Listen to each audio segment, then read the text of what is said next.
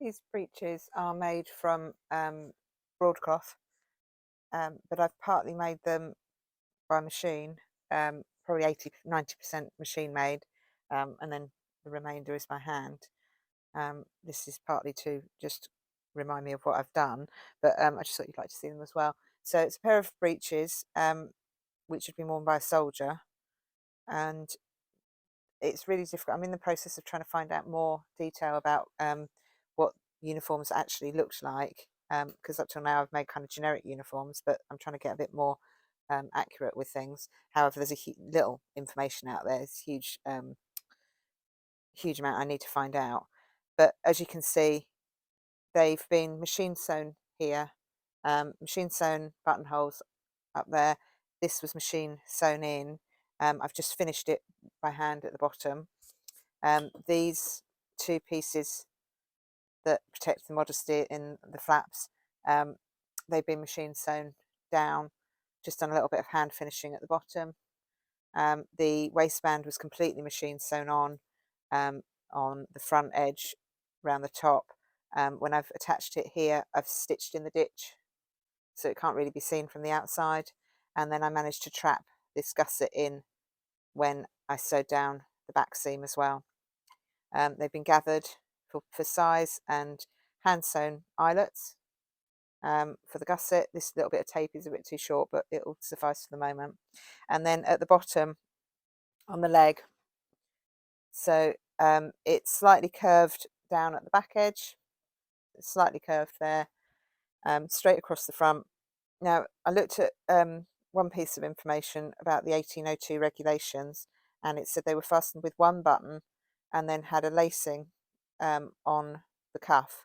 And then I saw a video or something which showed me this way of doing it. So what I've done is I've fed a piece of lace. I've lined, cut it on the cross, but I've lined the band, which is raw edge, um, with cotton, and then I've fed tape through from the edge. So it's from the edge on the buttonhole side, the front side, and then I've made a hole in the outside fabric only to pull it through so that if needs be, they could be gathered in. Um, the only thing, and that was all done by machine, so I've ended up with machine stitching on the top edge and the bottom edge. It's raw edge for the wool, but then it's finished for the cotton. I think you could use a bit of cotton tape maybe instead there. Um, Ideally, I would have done that by hand, but time just didn't allow me to do it. So machine done buttonholes. The inside I've sewn on facings, so I've machined them on the edge, flipped them back, and then I've just hand sewn them around the edges. That's just using a white cotton. And I cut the breeches. If you have a look at them laid out flat, they're very full on the back. That seam was a pretty straight diagonal from the crutch up to the waistline, as they would have been in at the time. And then this seam, apart from a small amount, because these are quite a small waist size, apart from a small amount from about here, they've gone in, but they were cut on the straight on the outside leg, which means I needed to do quite a severe angle on the inside leg. But what I have obtained is that really wide stance that you get on original pairs of breeches.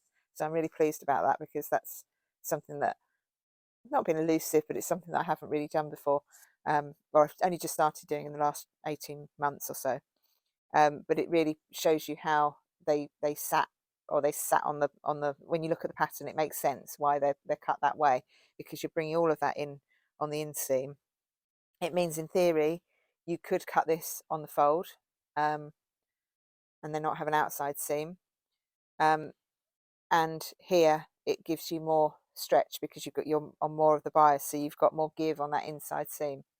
When I machined it, I started here and then went round to here on the crutch, and then I started at the end here and came back round and overlapped that stitching, so that this section in the centre of the crutch has been machined over twice, just to give it some strength.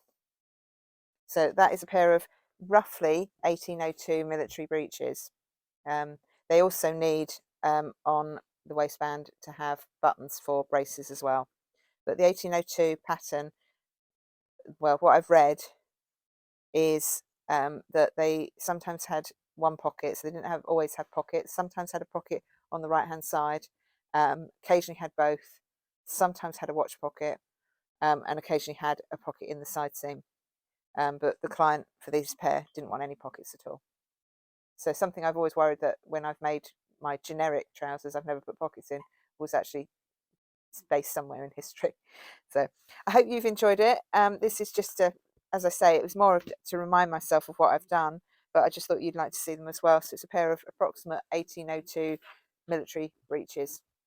Thank you for watching. I hope you liked it, and please like and subscribe. Thank you. Bye.